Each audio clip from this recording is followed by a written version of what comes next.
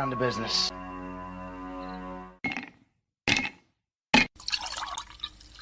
When he drinks, he thinks. That's the nectar of the gods, baby. Hello, the one thing that I keep forgetting to do. Hold on, folks. Just give me just a second. Let me get the captioning going, because that's important. It is important for me to have. All right. Hello, everyone, and welcome to the #1 liquid-fueled, liquid, lubricated show on the interwebs. This is the Whiskey Musings Broadcast, and I am your host, Rick. Tonight, I've got to say this. I've never really been one of those people who starts trouble just to watch the fireworks, let's say, after it. But occasionally I get a little spicy. I get a little saucy. I get a little, intrigued by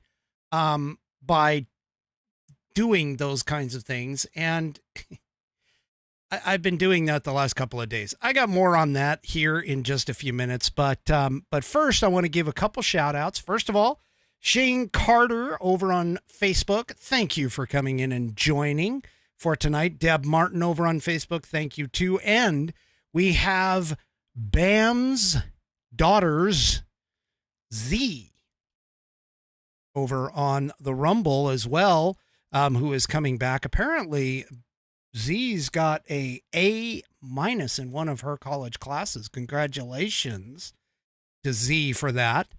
Doing those kinds of things and getting those kinds of,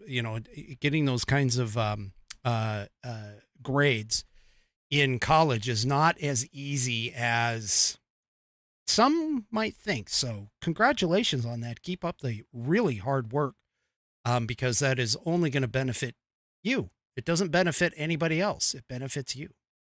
And I see a few more people trickling in here. Coco Dominki. We got Buddy Weiser, Rich 2E over on Rumble as well. I can't forget to call out a few of them too. I'm not seeing some of the normal folks, but that's okay. That happens. I mean, I understand not everybody can watch every single episode. It just makes sense. But hey, thank you all for coming out and coming out to this show and watching. I do appreciate it. Okay. So tonight I am drinking, to start everything off, I'm drinking Buffalo Trace in the glass, Kentucky Straight Bourbon whiskey. I seem to be bouncing back and forth from Buffalo Trace to like Four Roses and back again. Not that I'm necessarily trying to, shall we say, neglect some of my other bottles, but they are two of the top. They're on my favorites list, so that's cool. Hey, Becky over on Facebook from Australia. So, welcome. Thank you for coming in. All right. So Buffalo Trace is in the glass. The glass is fairly full. My wonderful Mrs. Whiskey, she went ahead and poured the glass for me, put all 5 of the whiskey stones that I have, in here. And, the reason being is because it's hot. It's hot here in the Pacific Northwest. We've actually had some really hot temperatures. It got into the 80s. I know most of you whiskey warriors are down in Florida. You would think the 80s, oh my gosh, it's going to be, kind of cold. But when it hits above 68 here, I start sweating. So yeah, it's hot here in the studio. I don't know if you can, but you may hear the fan in the background. And that's just because I'm trying to get some airflow through here. So yeah, it's hot. It's hot. It's like 70, I think 72. So now it's just hot. So that whole pantsless thing, I'm telling you, I'm getting close. I'm getting close for the pantsless Wednesdays. Give me just a couple more days and I may end up having to just be like, yeah, I am pantsless on Wednesday. Anyway. All right, so let's get things rolling here. Let's talk about our good old friends, True Grit Roots Network, True Grit Roots Network, TGRN, champions independent artists while paying respect to the pioneers who shaped modern roots music featuring outlaw country, blues, and rock with a unique twist of urban that is carefully selected and purposely put together. We are the radio highway that connects the back roads, highways, and city streets to your favorite dance hall, roadhouse, and juke joint. TGRN provides exclusive original programming and interviews that are produced and hosted by our own team of DJs, hosts, and personalities. Find us on the web at tgrn.net to download our app in the App Store and from Google Play. Alternatively, you can find us in the Live 365 catalog of internet digital radio stations and through the Live 365 app as well. You can also play our station on your Amazon Alexa by saying, play True Grit Roots Network from Live 365. Be sure to use the word from in the command play True Grit Roots Network from Live 365. Live 365 is on Roku as well, so you can listen through your television. Breaking boundaries for authentic roots radio, True Grit Roots Network, tgrn.net, Austin, Texas. And of course, I need to let everybody know that I am a part owner in TGRN. We do appreciate you listening. That is just awesome. So apparently Z's been gone long enough that she doesn't know about the Pantsless Wednesdays.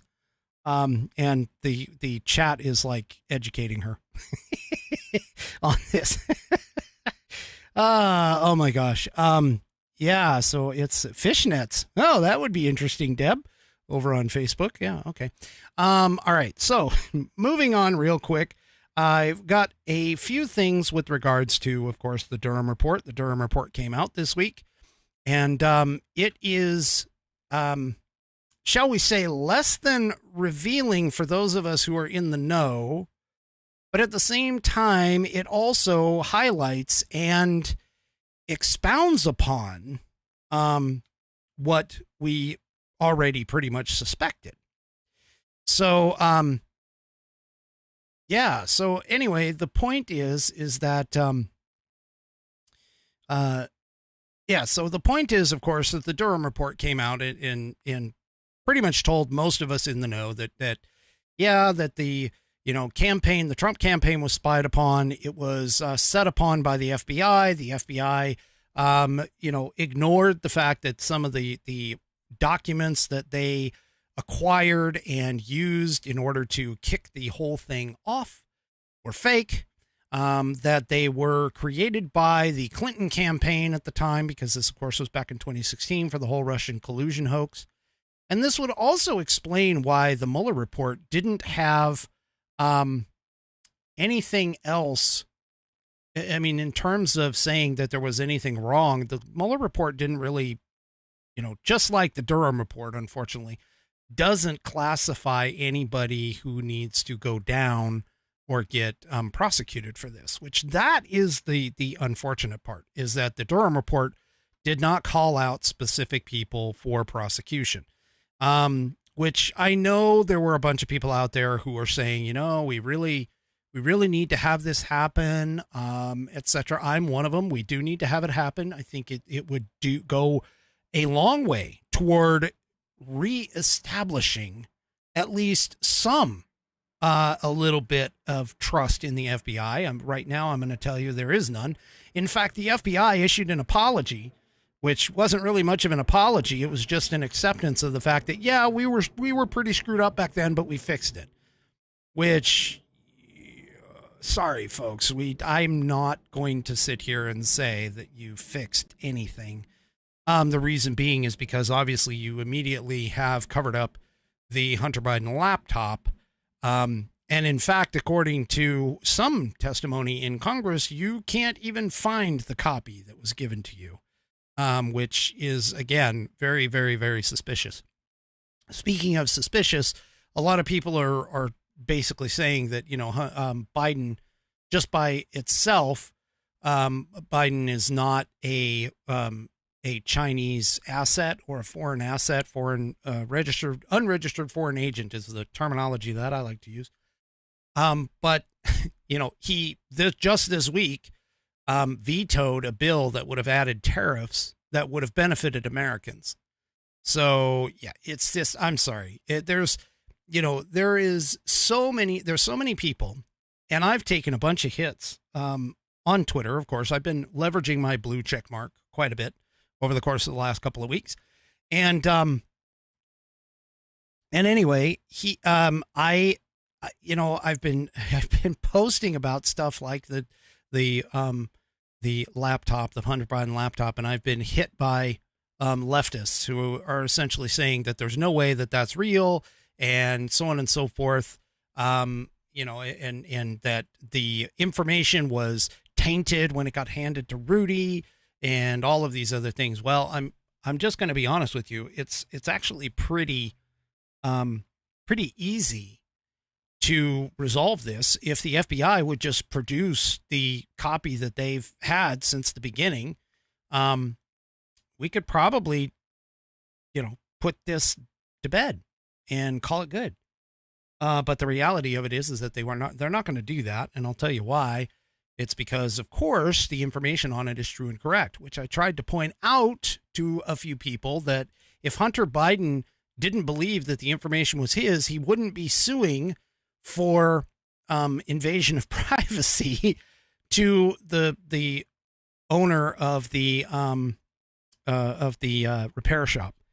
But anyway, that's one thing that we're going to have to kind of take a look at and keep an eye on. But that's for another day, because obviously we are talking about the Durham in report right now. And so let me just really quick, because I wasn't paying attention earlier. And by the way, just really, really quick, I have a fantastic pet of the week for this week. It's going to be a long one too, so I'm going to have to really watch my time when it comes to that. But okay, so the first one here is from the Daily Caller. Of course, the FBI ignored the alleged Clinton campaign election meddling plan after the CIA briefed Obama and Biden. Now, here's one of the key things when it comes to the Durham report, and I've got another one here that's actually a pretty interesting take on it, just coming up in just a couple of minutes. But this is one key interest of this report. We knew that it was the Clinton campaign that did it. What we did not know, though, which the Durham report has apparently made clear for us, is the fact that Obama and Biden both knew about it, that they were briefed about the plan. They were allegedly not against it, because they obviously didn't stop and ask the question. And this is something that Ben Shapiro did. They didn't once say, you know what, guys, say, whoa, hold up. The integrity of the FBI is going to be in question here, so maybe we shouldn't do this. But they went ahead and went along with it. In fact, the FBI went ahead and started doing their own thing. So I was talking to Stephen Stiles just right before I came on. He called me and we talked. We haven't talked in a little while, so he called me and tried to get in a few words before I got on the air. And one of the things that we discussed was the fact that I was not a deep stater. I'm going to be honest with you. I really was in the belief that, the government's just way too big. There's no way that it could be taken over like that. And the reality of it is that now I can't say that it doesn't exist. I cannot say that the deep state does not exist anymore. And so what that does is that throws everything into question, especially when we're dealing with the FBI. Sabo, okay, Sabo OH over on Rumble asks, who is Stephen Stiles? So just really quickly, Stephen Stiles is a good friend of mine. He is a podcaster. He does hockey podcasts called the free. Oh gosh, I can't even remember. It's for free to. Oh, I'll figure it out for you if you're really interested. But anyway, he does hockey podcasts, and I did a story about the hockey player that did not want to wear the LGBTQ shirt in practice, and I had him on as a guest, and we talked a little bit about that. So that's who Steven Stiles is. But anyway, and by the way, he and I get to, call each other and get together. Well, we don't get together anymore, but we call each other probably, at least twice a month. And yeah, it's it's interesting because our conversations can last anywhere from like half an hour all the way to like 6 hours. And we try to solve the world's problems just by discussing things back and forth. We don't agree on everything all the time, but we're pretty well aligned in most cases. So anyway, but the key here is that with the Durham report, it's basically confirming what a lot of us already knew. And we already, have been touting for essentially multiple years now. But one of the things that has been questioned all the time is things like, Adam Schiff, for an example, Shifty Schiff, and yes, I'm going to call him that, has been saying, and actually he's even gotten Eric Swalwell onto it as well. Eric Swalwell and Shifty Schiff keep still to this day claim that they have everything, that they still have everything in there. In fact, Adam Schiff, as you can see by this Epoch Times piece, that he still insists that Trump conspired with Russia even after the Durham report comes out. And he keeps, talking about it and everything else. Here recently, he's been saying it multiple times. He remains unswayed about the Durham report, so on and so forth. So this guy is just, these Democrats, I'm finding really quickly that there is a subsection of Democrats who, well, let's be honest, there's a subsection of leftists that are essentially, they're kind of like ostriches. In fact, that's what I call them whenever I deal with them on social media. They're like an ostrich, and they go and they shove their head in the sand, and no matter what kind of proof you provide for them, they sit there and they're just like a 2-year-old with his fingers in his ears, closing his eyes really, really tight and sitting here going, la, la, la, la, la, la, la, I'm not going to hear it. I don't hear you. I don't hear you. That's essentially what they're doing. And they, they're children. I mean, they're freaking spoiled little brats, to be honest with you. And I just say sometimes it's funny. Sometimes it's funny just to get these people on the hook. But, Schiff and Swalwell, they are probably the two top ones in terms of this. They believed in the PP tape hoax, which again, that's all part of the Russian collusion hoax. I mean, we have all the proof we need. Schiff's been talking about having proof for years now and has yet to produce anything. Not even like, okay, I can leak this little bit. And he's one of the biggest leakers in Congress. And hopefully he wears Depends. But anyway, he's one of the biggest leakers in Congress, and he has yet to actually produce not even a shred of evidence or even a remote inkling of evidence that he actually has. So he just claims that he can't do it for security purposes. So this guy is just completely lying, which by the way, he actually is now, I'm hearing rumors, nothing confirmed yet, but I'm hearing rumors that McCarthy is looking to oust him from the House of Representatives. Don't have any, so don't take my word on this, but don't have any confirmation on that. But I'm starting to hear some rumors that he's actually, that McCarthy is actually going to do something against Schiff because of the fact that he lied to the American people, and he's still lying to the American people. And I wish he could do the same to Swalwell, to be honest with you. But yeah, they both need to go. There's a bunch of people in Congress that all need to go. These are all the people that jumped on board with this whole Trump thing. And they just all need to go. But anyway. All right. Moving on to something else that's happening. This broke right before I got on. And of course, I have a picture of Jim Jordan. I like Jim Jordan, even though he's potentially has a issue I keep hearing about, something about some wrestlers or something. I don't know. But I'm not from Ohio, so I can't claim to know that. But the House GOP is apparently now requesting testimony from Durham as the report on the FBI probe into the Trump campaign got released. Now, if you recall, there is still a committee that is running right now. That is a weaponization of the FBI that the House is looking at, and Jim Jordan is at the top of it. So they're asking for Durham to come in and testify. That's going to be interesting. It is going to be interesting to see what happens with this, because again, you know, I've pointed out multiple times, do I honestly believe that the Durham report is really going to do anything for us, or that the Durham investigation was going to end up in people walking in handcuffs?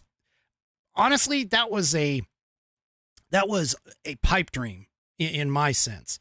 But the thing about it is that it's not always watching the person perp walk with the handcuffs that is the purpose for these things. Oftentimes, especially when you take them to trial, oftentimes it's the discovery that is the most interesting and the most fruitful when it comes to doing stuff like this.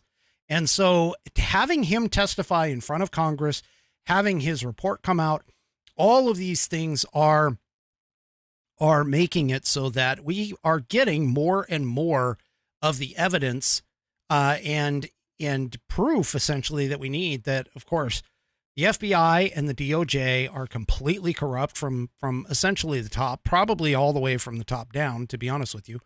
But most likely should get abolished. Which, by the way, Dan Bongino actually got a confirmation from Trump on his radio show. Trump called in and talked to him. It was apparently an exclusive first conversation with regards to the release of the Durham report. And Bongino basically asked Trump if he was going to fire everybody. And Trump didn't actually state for the record that, yes, he was going to fire every single person. But he did hint on the fact that he would be looking at it really, really hard. So take that for what you want. If he gets into office, again, as president, and honestly, there's some rumors and some suggestions that if Trump gets into office, he's just going to be like a bull in a china shop, because of the fact that he doesn't have to worry about a second term. He's already done one term, so he doesn't have to worry about being voted in again. So all of his checks that he might have had looking at getting a second term the first time around is now gone. And so that might, as somebody would say in the movie Shaft, that might ask, do you think that makes him less dangerous or more dangerous? I personally think it might make him more dangerous, but it remains to be seen, of course, with regards to that. So this popped in the Federalist, and this, I'm going to be honest with you, is the most interesting and disturbing, I guess, angle of the whole Durham report. And in the Federalist, they talk about, don't miss the most damning Durham finding. And I kind of was like, shoot, what could it be? But literally it is this. So Special Counsel John Durham made a comment or whatever in the report. And I'm going to read you a direct quote from him, or from the report. And it basically states that, and this is the damning indictment, honestly, for this report. But it basically states this: the answer is not the creation of new rules, but a renewed fidelity to the old. Justice comes down to the integrity of the people who take an oath to follow the guidelines. The promulgation of additional rules and regulations to be learned in yet more training sessions would likely prove to be a fruitless exercise if the FBI's guiding principles of fidelity, bravery, and integrity are not ingrained in the hearts and minds of those sworn to meet the FBI's mission of protecting the American people and upholding the Constitution of the United States. Now, that's a very profound statement. And it actually applies to more than just the people at the FBI, because as of right now, when you look at Congress, there are many people in Congress who are And honestly, this is on both sides. I'm just going to be completely honest. This is actually on both sides of this happens, but realistically, it's happening more on the Democrat side right now than it is the Republicans. But the point being here is that they all take an oath.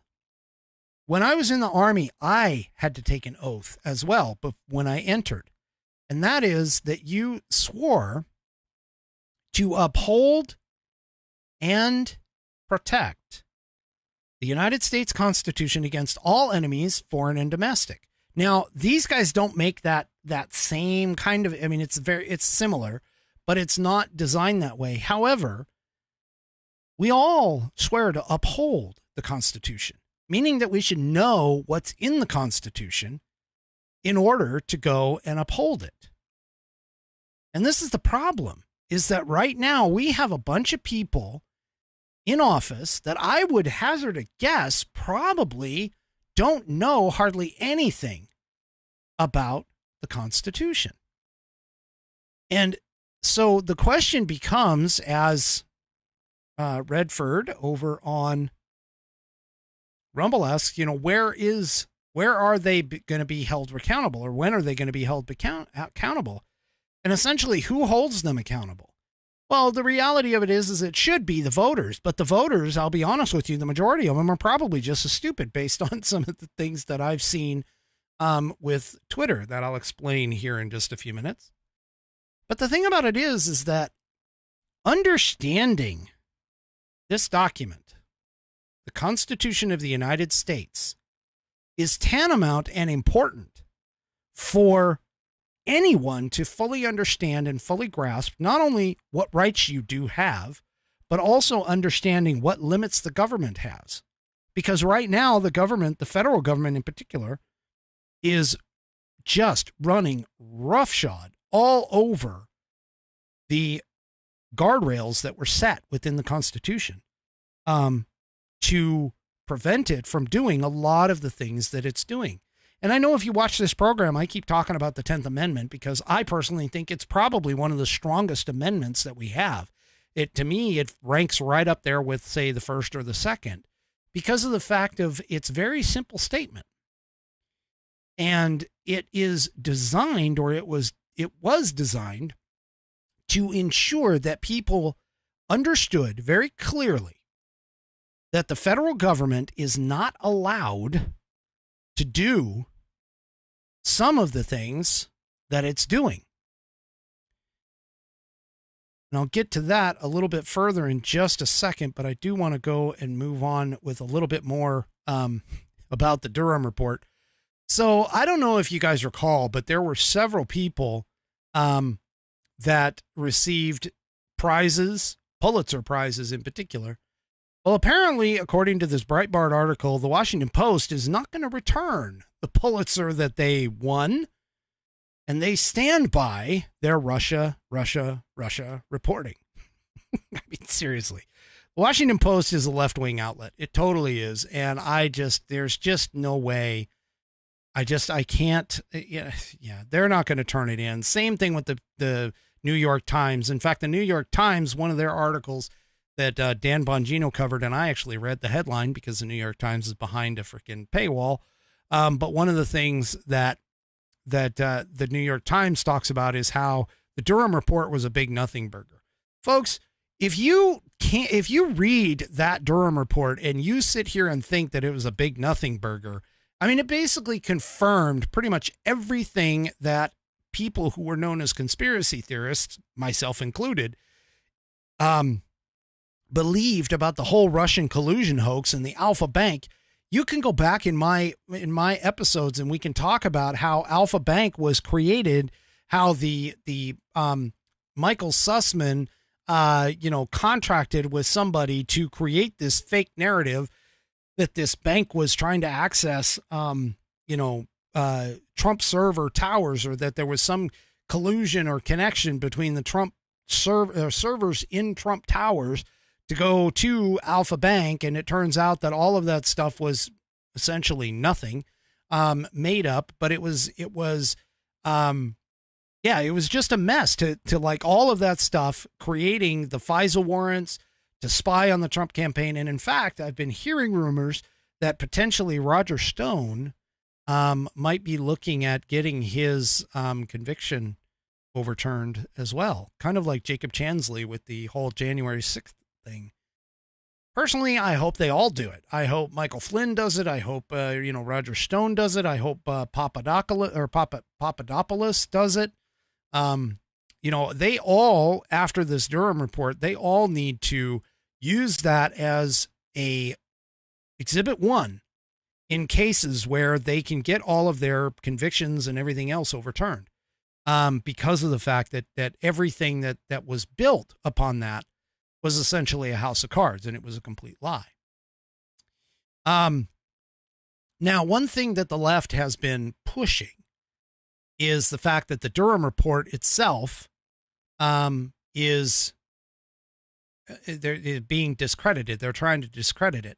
And this Washington Examiner piece talks about how FBI defenders misrepresent a 2019 watchdog findings, which was a internal investigation, an IG investigation, into the collusion. And so they are talking, at least some of them that have picked this up, are talking about, they're dismissing, of course, the whole conclusion this week of the Durham investigation into the origins of the Russian collusion inquiry, with some critics of special counsel John Durham citing a 2019 inquiry to claim that the matter had already been settled. The Justice Department's Inspector General, Michael Horowitz, did indeed examine FBI conduct in the Russian investigation during the Trump administration. Horowitz's findings were highly critical of the FBI and came with a list of recommendations for sweeping changes to the Bureau, many of which its leaders adopted, which, by the way, that's what the FBI is referring to in their supposed apology. But the media and even the people involved in the Russia investigation itself have recast this Inspector General report as an exoneration of the FBI in light of the far more aggressive allegations leveled at the Bureau by Durham. Andrew McCabe, then deputy director of the FBI, and who's now a CNN analyst, so that just tells you trustworthiness thrown out the window right there. Not like any of us really trusted CNN anyway. But Andrew McCabe pointed to the Inspector General's report when arguing on Tuesday that Durham's findings are an anomaly. He claimed that the Inspector General agreed that former President Donald Trump's suspected Russian ties were something that had to be investigated. That's the opening of the case that, as I said, the IG and other investigative entities approved of that action in hindsight. He said that on CNN. So anyway, they are using Horowitz's report that, which actually also found that the FBI acted improperly on numerous occasions and on multiple levels, and potentially as a result of political bias while conducting the Russia investigation. But that part they don't say. They don't say that. So anyway, the point is that you're going to hear a little bit about this because obviously this is like the huge thing especially in social media, which, by the way, any discussions that I've been a part of, and this could just be me, I'm not going to claim it across the board, but any discussions about this, pretty much none of the leftist locusts were jumping on anything, usually like they do whenever they think that there's a huge deal going on. So towards that end, I got to give you a little a second to a little bit of a story here. So right before I came on, about 3 hours before I came on to the air tonight, Joe Biden, or I should say his intern, to be honest with you. Hello, Tommy, over on Facebook. His intern tweeted out something about defending abortion and making it a federal law, which, of course, here's where my sauciness or my spiciness kind of took over. Because, of course, I'm utilizing the power of the blue check mark. And I went ahead and posted right behind Biden. And I essentially said, well, the Roe v. Wade decision was overturned. mainly just because the abortion doesn't show up in the Constitution as a right. And realistically, it falls to the 10th Amendment where, and I quoted the 10th. And then I said that essentially the federal government needs to stay out of it. Well, that, of course, kicked off a huge slew, a huge slew of all kinds of things. I actually got a massive amount of people who not only were retweeting that tweet, but they were also liking that tweet. And then, of course, I got the people who jumped on it and saying, no, you're wrong, et cetera, But the interesting thing about it, and I never really thought about this, but the interesting thing about it, I probably should have, but the interesting thing about it is that a couple people actually pointed to the 14th Amendment as saying that the federal government could make that distinction and that determination based on the fact that the states were making choices between pro or anti-abortion. And so, me being who I feel like today, I went ahead and popped open the 14th Amendment out of my wonderful leather-bound Constitution, because it's always handy for me to take a look and look up the amendments and find things. Well, so the 14th Amendment in Section 1, toward the end of the paragraph, it states this. And I will read the whole statement, but I'll tell you, I'll emphasize the part that I emphasized here. All right. So the last couple of statements go like this, or the last statement, actually, it looks like. Okay, goes like this. No state shall make or enforce any law which shall abridge the privileges or immunities of the citizens of the United States, nor shall any state deprive any person of life, liberty, or property without due process of law, nor deny to any person within its jurisdiction the equal protection of the laws. Now here's the thing. And yes, guys, I know, but Bonnie over on Rumble, I caused an argument. You're damn right I did. And Coco Dominky, yeah, Rick is an instigator. So here's the thing. I went and quoted the 14th, and I said, well, actually, the 14th Amendment, if you look at it in a certain light, the 14th Amendment prevents the states from actually putting in abortion. And the reason being is because of the comment, and I got to get back to it because I set it down, but because of the part where it says, no, nor shall any state deprive any person of life. And so I tossed in the idea, and here, if you guys really, I'll show you right here as soon as it goes. It's right there. Any state deprive any person of life. And so I tossed in the idea. I was like, well, it's interesting you mentioned the 14th Amendment, because the 14th Amendment says that the states can't deprive a person of life. So I guess that boils down to whether or not you consider a unborn child a person and what the legal definition of person is. Yeah. Nobody responded to that, to be honest with you, probably because they couldn't freaking think well enough to understand that. But be that as it may, I probably have something like 50 messages on Twitter now that I've been, talking about. And realistically, guys, let's be honest. The 14th Amendment, which was brought in after the Civil War, the idea here was to make sure that the states could actually coexist, get along, that they can't take a certain person to, they can't take a certain person's rights away in one state just because that state doesn't have, proper rights or whatever, and make sure that all of the states acknowledge and equally apply the law, that they can't do things without due process of law. That's kind of literally what it is.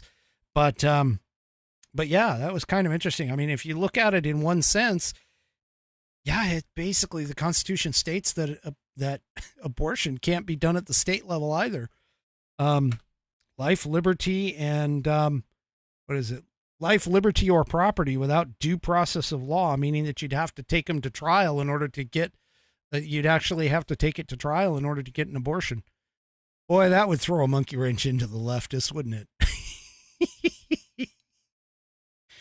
Oh my gosh. Oh, yeah, I'm sorry. I had to tell you guys about that.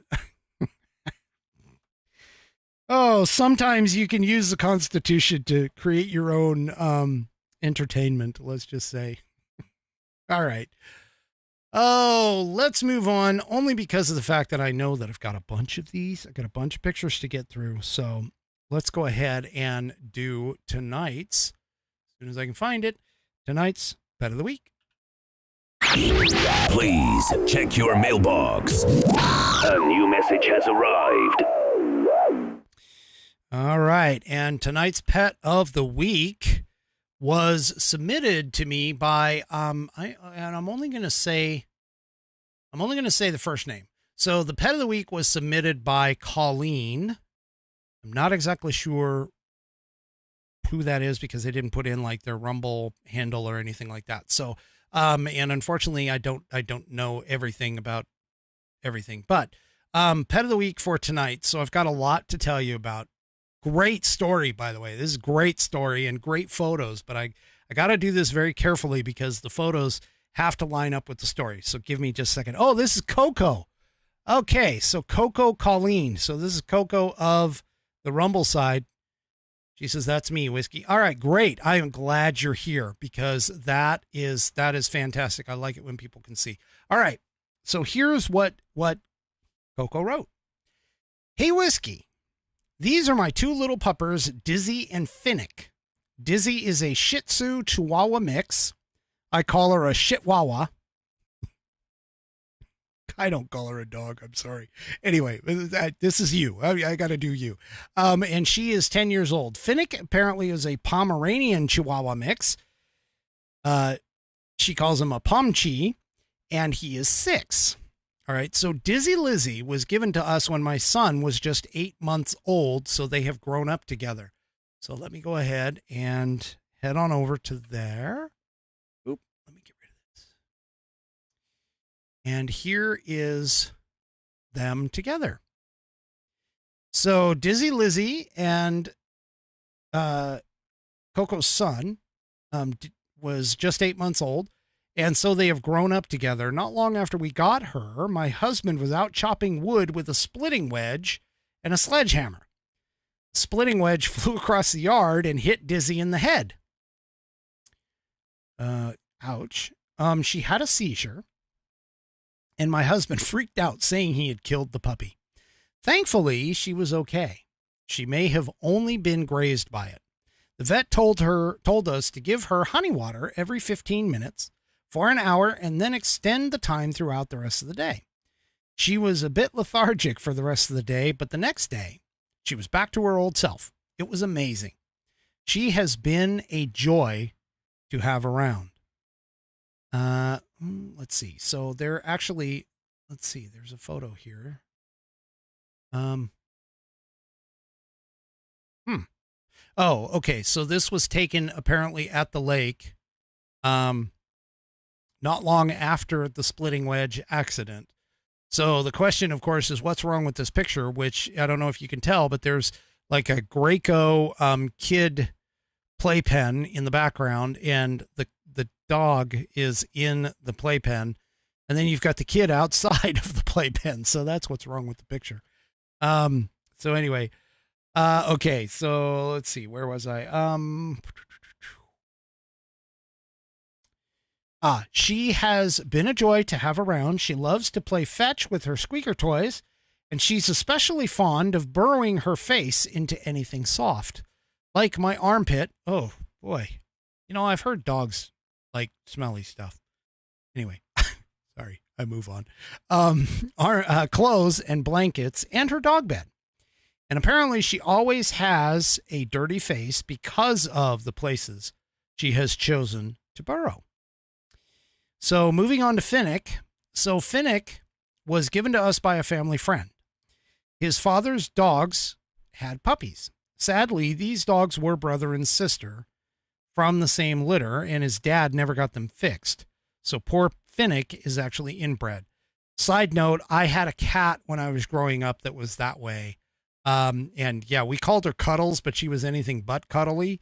And just as a real quick note, she was schizophrenic. 1 minute she would be all lovey-dovey, the next she would try to scratch your head off. And she used to climb the curtains and sit on the curtain rod for hours at a time, just kind of like, I just want to be away from you people. And that was her best place to go. So anyway, so I understand about the inbred part. Okay. So he was also the run of the litter. And when we got him, he was as white as the driven snow, and he looked just like Fennec Fox. And he's actually named after Fennec Fox from Zootopia. So this photo is apparently to show you Fennec Fox and the dog. I'm going to guess that Finnick is actually on the bottom. I've never seen Zootopia, so I couldn't tell you. But anyway, yeah. So I'm being told that's Cat's period. No, believe me, I've owned cats all my life. Cuddles was schizophrenic. I'm telling you, Cuddles was totally schizophrenic. But anyway, I digress. So anyway, moving on here. When we got him, he was white as the driven snow, and he looked like Fennec Fox. He was actually named after Fennec Fox from Zootopia. I already covered this. Months later, he started growing his brownish hair and now actually matches Dizzy. He also, oh God, here we go. He also had a brain injury that was also unfortunately caused by my husband again. You know, Coco, are you sure? Are you positive that he's not trying to like get rid of these things? Anyway. Okay. Let's move on here. So apparently he was out at a friend's place driving golf balls, and Finnick ran through the field with another dog and was hit by the golf ball and knocked unconscious. Okay, either your husband's really, really, really targeting them, I'll be honest with you, or he's just one of the unluckiest people I think I have I have ever heard when it comes to these dogs. But anyway, our nurse friend gave him some medicine. Can't remember what it was. And when he came to, he was very dazed. When we got home, I did the honey water thing, and my husband watched over him all night long. Oh.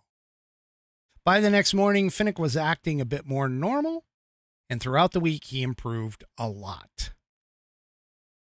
And of course, she says, I don't know if it's a rite of passage for the dogs we bring into our house, but I do hope that any future pets do not meet the same brain damage from my husband. Bless his heart. That these two have endured. My husband, the macho man that he is, actually teared up from both of these incidents. Apparently he never cries. Oh, so let's get through some of the rest of these photos. So here's Finnick sleeping. No particular thing. So here's Dizzy at the groomer for St. Patty's Day, which looks like we've got another set of dogs that actually likes to get dressed up. You know, my dog doesn't like to get dressed up. He in fact, he doesn't even like his picture taken. He'll look at you like you're just this untrustable stranger the minute you pull your phone out. But anyway, and here's Finnick for St. Patty's Day. Very nice. And then we have the two of them by the back door, which, wow, they do look a lot alike in terms of coloring, for sure. So that's cool. And here's the two of them sharing. Oh my God, can you get them a bigger dog bed? Seriously? I mean, come on. That's like a cat bed. Okay. Anyway, so that's them sharing the dog bed. So, Coco continues with, thank you for sharing my fur babies with the Whiskey Warriors. I know they're a little more, they're more like little rats than real dogs. Yeah, she's referring to the fact that my statement and belief is that if a dog does not weigh 30 pounds, it's not a dog. And what's funny is my dog is 60. Now, I grew up with a Scottish Terrier, who, only weighed like maybe 15 at the most. So, anyway, so she laughs and says, just kidding. And then she says, take care and God bless. Well, thank you, Coco, Colleen, for submitting your pet of the week. This was fantastic. I do appreciate all of this. I mean, I didn't even have to make any of this stuff up. This is just amazing. For the pet of the week. If you would like your pet featured on Pet of the Week, you can send me photos, whatever you want, to fans, FANS, that's Foxtrot Alpha November Sierra, at whiskeymusings.online. That's fans at whiskeymusings.online.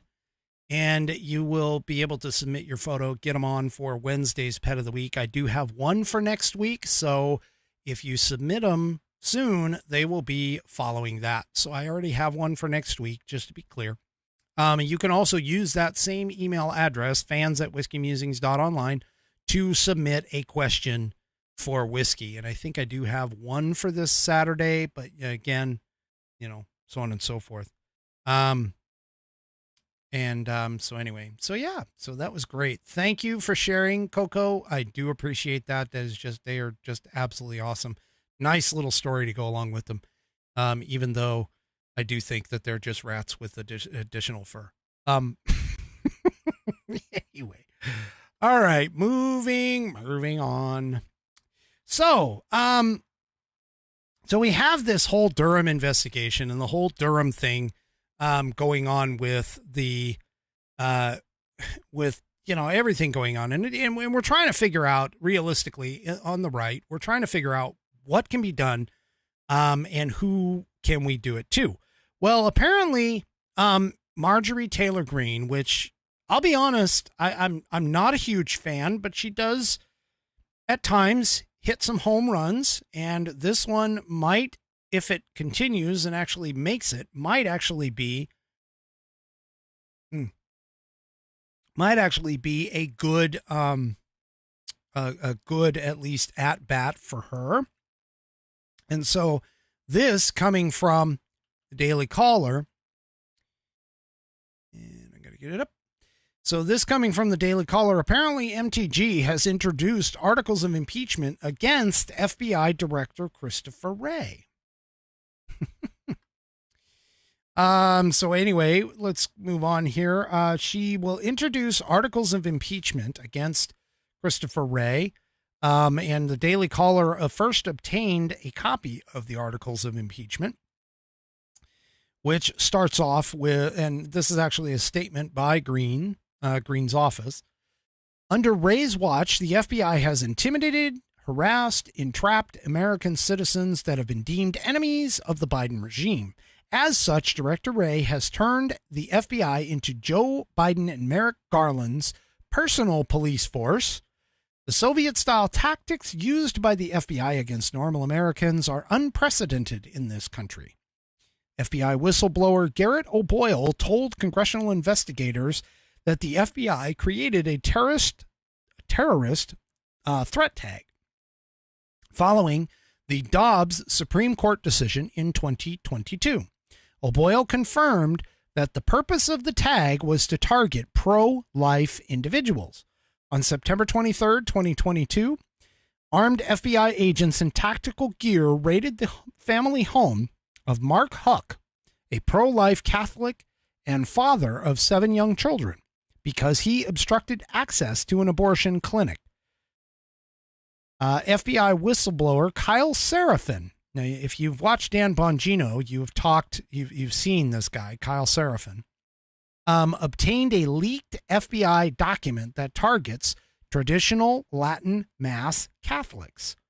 document titled Racially or Ethnically Motivated Violent Extremists, RMVE, and Their Interests in Radical Traditional Catholics, or RTCs, was reported out of the Richmond field office and dated for January 23rd, 2023. This leaked document outlined a plan for the FBI to spy on Catholics, particularly Latin Mass attending Catholics. Whew, got a lot of respect for those guys, who, according to the document, have harbored white supremacy. The FBI document indicated intentions to have informants within the Catholic Church on the advice from the Southern Poverty Law Center. Yeah, like the SPLC is the, you know, the bastion of middle of the road, non-judgmental or non-biased stuff. Anyway, so the point is that Marjorie Taylor Greene is doing what a lot of Republicans are afraid to do. They are actually pushing for this, and so yeah, it's she's correct. This is definitely, in my opinion, she's correct. All right, so that's enough of the Durham report. Let's move on to my other favorite, Hunter Biden and the laptop case. So apparently Hunter Biden's case has now taken a interesting twist. I don't know if you recall, but there was an IRS whistleblower that came forward and basically said that the FBI and the upper levels of the IRS were preventing this investigation from moving forward. And shortly after that, and especially shortly after the Durham report came out, the Hunter Biden team, or somehow the lawyers for the whistleblower, came out and said that the IRS and his team, the IRS has removed them from the criminal investigation into the taxes, which is what his lawyers described. This is from the piece. This is coming from Just the News, by the way. The Justice Department removed an IRS whistleblower and his entire team from the criminal investigation of Hunter Biden's taxes in what his lawyers described to Congress on Monday as an act of retaliation and possible obstruction of congressional inquiries, according to correspondence to lawmakers obtained by Just the News. The IRS whistleblower, whose name has not been released, is a decorated supervisory criminal investigative agent who led the team probing the presidential son's tax affairs. He received whistleblower protection a few weeks ago from Congress and the Justice Department Inspector General to disclose evidence he says shows there was political interference into the Hunter Biden probe. So, again, the Hunter Biden, Biden organization, the Biden administration, even though they claim that they don't have,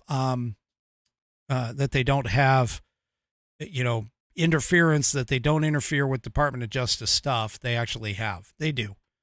I mean, this is the most corrupt, least honest administration within modern history. There is absolutely no way that, even if you, let's go all the way back. This goes all the way back to the Obama administration, when the Obama administration weaponized the IRS against Christian conservatives. The Biden administration is just carrying this on, which is making me think, and honestly is a pretty good indicator as far as the smoke goes, that Biden is actually not the one in charge. It's all of his handlers and everything else that are probably dealing, and my guess is it could be someone like Susan Rice, or it could actually be Obama himself, potentially, that, are driving all of this, that this is something that's beyond what Biden himself is either intelligent enough to do, nor cognizant enough to do. I mean, let's be honest with you. The guy tends to get lost at times. And so this is just a little too intricate for something like that to occur. And so anyway, in response to this, of course, the House chairman, according to the Daily Wire here, the House chairman demands the IRS chief answer for the alleged Hunter Biden probe shakeup. In other words, a top House Republican wants the Internal Revenue Service to clarify what is happening with the criminal investigation into Hunter Biden after lawyers for a whistleblower within the agency claimed his team got removed from the case. Ways and Means Chairman Jason Smith, who is a Republican out of Missouri, is requesting an urgent briefing from IRS Commissioner Daniel Werfel's office to address concerns about possible retaliation. Jason Smith wrote to a letter to Werfel on Tuesday that says, these allegations are extremely serious. Such retaliation not only discourages whistleblowers from coming forward to Congress, but can also constitute an illegal violation of statutory protections for whistleblowers. The letter was published by Just the News. So lawyers, it was just talking about this. So this is just continuing going on. But the lawyers apparently claim that the move is clearly retaliatory and may also constitute an obstruction of a congressional inquiry. Yeah. Like, folks, I'm sorry. If a leftist comes to you and says, oh no, the Biden administration, they're clean. Yeah, they're not. They're not even close to being clean. I'm sorry. They just aren't. This is probably the most explosive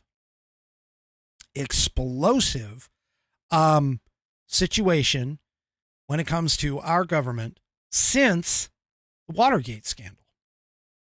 And this is even bigger in my mind than Watergate. And I've already kind of mentioned this before. In fact, I did a huge diatribe on social media with regards to it in terms of the Hunter Biden laptop probe.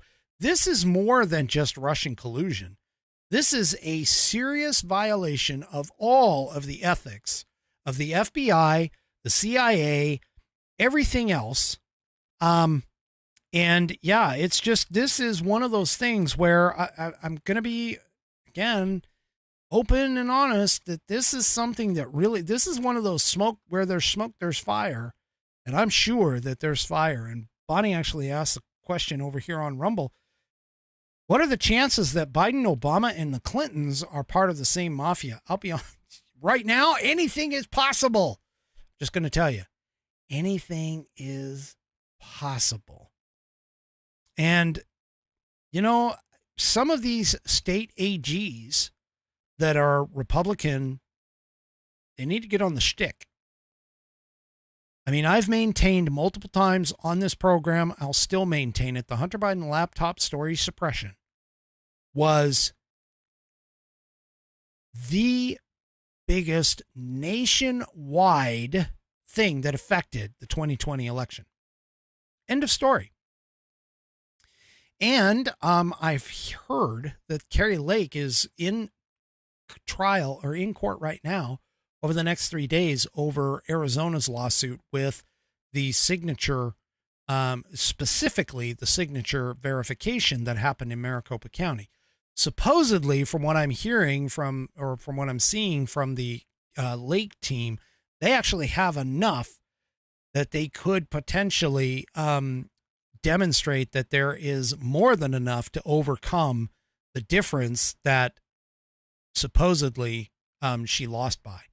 And so we're going to have to watch that. It's a special 3-day trial that the Arizona Supreme Court has allowed in specific to talk about the signature verification process of Maricopa County. And if, you know, I know that there's at least one listener out there who would love to see a Trump Lake ticket. If that goes the right way, the correct way, you'll see, hopefully, Carrie Lake as the governor of Arizona. Provided that's right. We'll see. We'll have to see. All right. So I've got a few other stories here to cover. So as you all know, I am a huge advocate for Riley Gaines.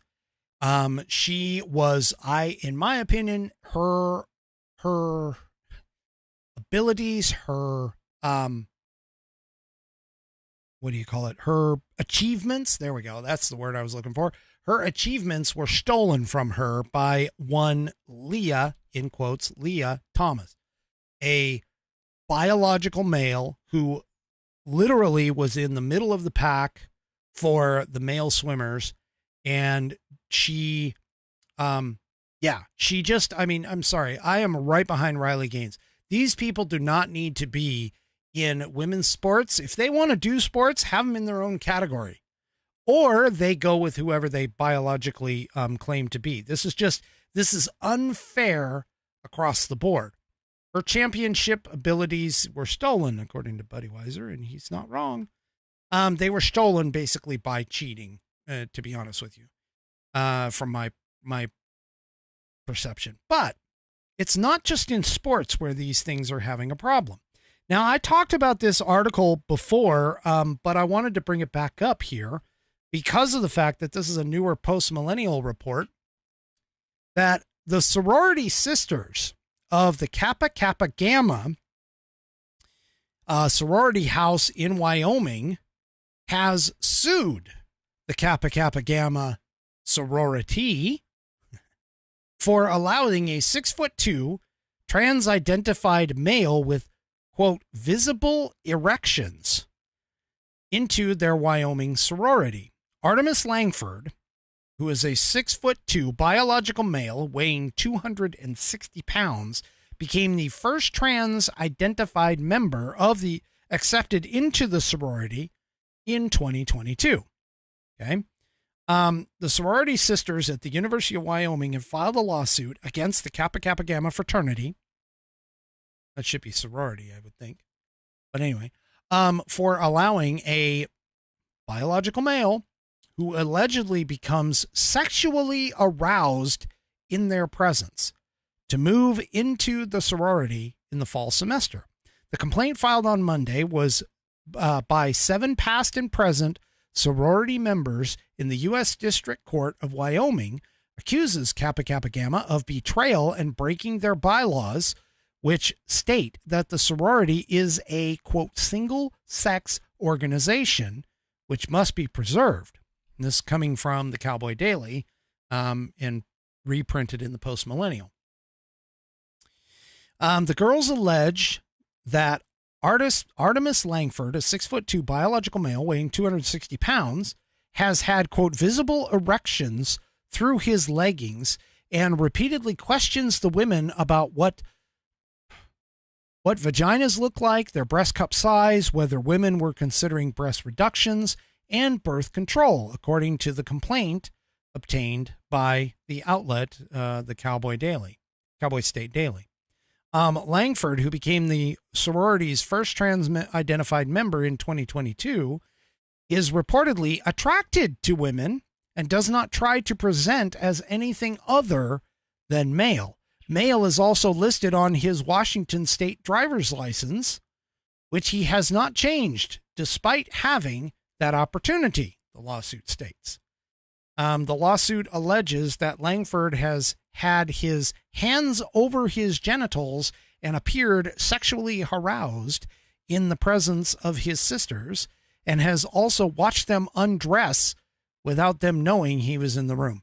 All right, look, I mean, seriously, yeah, this is back when all of this stuff started and we were talking about men going into women's bathrooms. Many people said all this is doing is opening up the door for sickos, perverts, mentally ill individuals to invade these spaces and take advantage of essentially what should be a protected class, which is women. And I'm sorry, I understand feminism. I get the idea of women power and everything else. But the reality of it is that our job as men is to protect the women and children. It has been that way for thousands of years. It has been that way and clarified in the Holy Bible. It has been that way for centuries, is that the men are the warriors and the hunters and the protectors. And the women are the ones that take care of the kids, that make the home, etc., etc. Okay. Now, feminism of the modern era has destroyed all of that. In fact, I got into a bit of an argument here again, as we're talking about Twitter. But I got into a bit of an argument because I posted that the the reason why the American birth rate has been rapidly declining is because of the fact that we now live in a society where hopelessness is being pushed and ingrained into our younger generation, where they feel like, what's the point in bringing in an offspring into this world? They also are seeing things like the economy, and they feel like they can't, monetarily provide for a child or more. I'm not going to argue that. You can make that assumption if you want. I just know that, yes, it does take a lot to have a child and to pay for a child. Absolutely. I have two. So yeah, but the other thing is that it's an attack and an assault on the family unit, which consists of a male and female partner, provided that they're supposed to be long life, long term. But even when you start looking at statistics dealing with divorce and how much, shoot, just look at the freaking people in Hollywood who were supposed to put on a pedestal and worship. These people are literally like getting married and getting divorced like that. They're not going into it with the traditional sense of what a male and female relationship should be. And of course, our change in our societal values, pushing towards the idea of sexual gratification outside of the marriage bond, is enough to make these people think that just because, hey, I'm feeling particularly randy, I'll just go on to Tinder and get myself a hookup and I'll be good to go.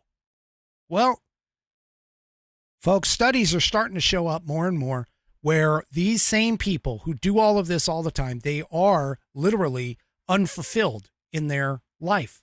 And the reason being is because they are not part of something greater, which is what religion and the idea of the nuclear family, the idea of bringing offspring into the world, all provides for an individual and moving forward in their lives. And it's all these things that are adding up to the fact that our birth rate is falling off. This is literally the start of the decline of a society. And that's exactly what we're doing. Okay. It's exactly what we are allowing to have happen. Now, it's not just here when we're talking about people who are not right in the head, honestly, because here's an article straight from my Seattle area. So this is Jason Rance. A pedophile-ish adult woman identifies as a 15-year-old boy, according to a police report. Now, police arrested a 35-year-old woman who identifies as a 15-year-old boy for harboring a teen runaway. And here's the story. So police allege that Amanda Doro was involved in a host of inappropriate behavior with juveniles, including getting naked in front of them, inappropriately touching one, and providing marijuana. One of her alleged victims characterized her as pedophile-ish, according to a police incident report, which doesn't list the individual ages of the alleged victims. This incident highlights the dangers of identifying as something you're not. It also shows that the left-wing hypocrisy on the issues of identity. So the vice principal at Port Angeles High School reported to police that two students reported that 8 of their classmates were planning a runaway to Seattle with Amanda Doro, according to the police report. It said that there have been several recent reports of Amanda Doro having runaway youth in her apartment. An officer located several teen minors at the gully behind Doro's apartment complex on May 4th, 2023. Several of them were identified by the school as planning to run away, and Doro was allegedly aware that one was listed as a runaway, giving the officer probable cause to arrest her for unlawfully harboring a minor. In addition to the minors, police found 2 empty condom packets and a bra at the gully. So while at the Clallam County Jail, Amanda told the staff that she identifies as a teenage boy. The previous week, she told an officer that she identifies as a teenage boy. The previous week, she told the officer that she feels like teenagers understand her better and that she identifies better with teenage kids. And Amanda is a 35-year-old woman. Now, one of these victims told authorities that he found Doro to be pedophilish, and supposedly reports that Amanda told him that she liked him, and when he didn't reciprocate the feeling, she got upset and almost, quote, killed herself. The alleged said that he also alleged that she touched him inappropriately and had been completely nude in front of him. Yeah. So anyway, this is not the first contact the police have had with an adult pretending to be a minor. Since April 11, 2023, police said they received 11 calls concerning Doro's alleged conduct. So this is like a repeat offender. Okay. Anyway, this is ridiculous. Totally ridiculous, folks. If we're allowing these people to just do whatever they damn well please and identify however they want, it's crazy. It's disgusting. You open up the door for any kind of mental illness to go ahead and just take over. I mean, and what's even worse is that if I identify, let's just say I identify as a cat, okay, and I request that you are a part of that delusion, that just makes things really, really, really bad. We need to stop this. We really need to stop this, okay? Just straight up, we need to stop this. This is crazy. And it's only going to get worse. I mean, I've already talked to you about how many times, like, the male sexual deviants were convincing the jail authorities in California to put them in with the women's prisons, and how the women were actually getting raped and molested by these people. This is a sickness, folks. This is a sickness. We need to stop it. But you know who's not worried about that kind of thing? Nah, he doesn't care. He's the couple steps back former president, but he doesn't give a crap about that. He doesn't care.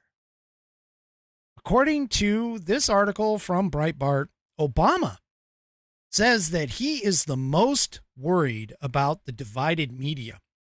We have different realities, he says. Former President Barack Obama, former President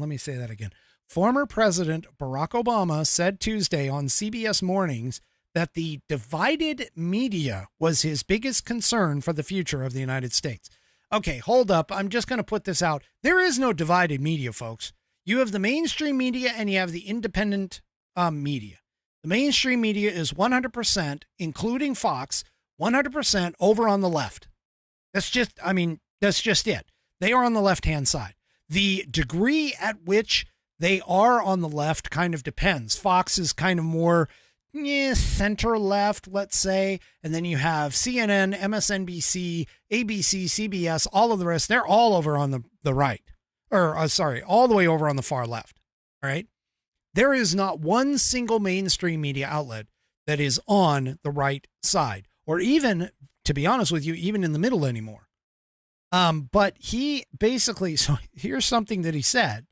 Obama said, the thing I'm most worried about is the degree to which we've now had a divided conversation, in part because we have a divided media.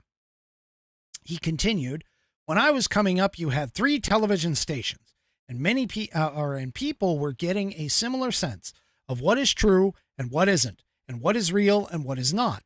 Today, what I'm most concerned about is the fact that because of the splintering of the media, we almost occupy different realities. No, Barack, we don't. We operate in reality. You and your cohorts operate in fantasy land. That's where we're at today. You want to talk about divisiveness? Go talk to Joe Biden. Joe Biden is one of the most divisive presidents, following you, by the way, in terms of the recent American history. And you're sitting here talking about how we only should have 3 television stations. Well, that would be extremely easy for you to control the media. Part of the reason why the mainstream media is in the pickle that they're in is because of the fact that independent media has come out, the internet itself has come out, and that's why they are trying to silence conservatives. That's why they are doing everything they can to put down people on some of these outlets like YouTube. For an example, Crowder just got kicked off of YouTube. They were just banned from YouTube. Thank goodness he is not saying that I'm a Crowder fan, but thank goodness there are outlets still like Rumble. Okay. You also have things like, and Buddy brought it up. You know what? I'll give you credit here, Buddy. Buddy brought it up, the Restrict Act. Now, granted, that was targeted or intended to just target TikTok, but I've already talked to you about that. In fact, just recently about the Restrict Act. The Restrict Act will allow the government to essentially bypass the First Amendment. So, again, the censorship of the left and the left-wing media and the Biden administration have kicked off and kicked up.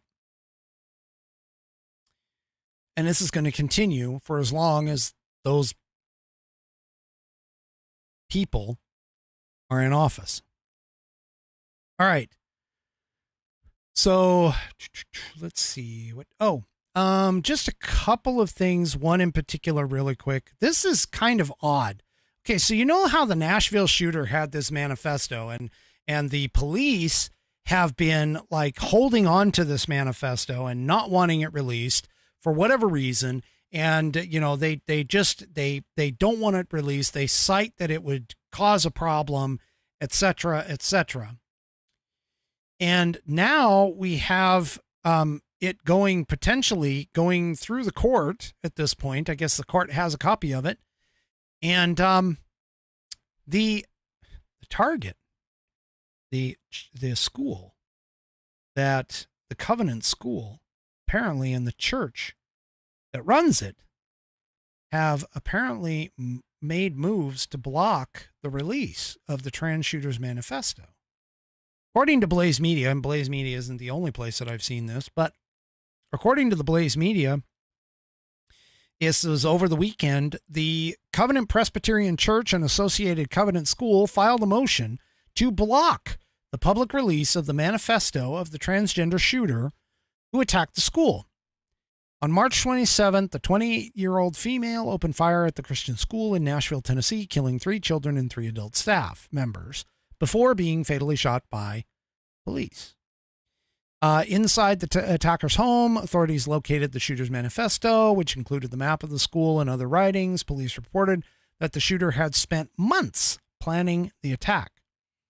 So the Nashville Police Department, the Metro Nashville Police Department stated that they were reviewing the manifesto for public release in late April. However, shortly after that announcement, the department reported that its attorneys advised the department to withhold the materials amid a pair of lawsuits. The lawsuits filed by the Tennessee Firearms Association and the Nashville Police Association demanded the public release of the attacker's writings and police communications regarding the manifesto.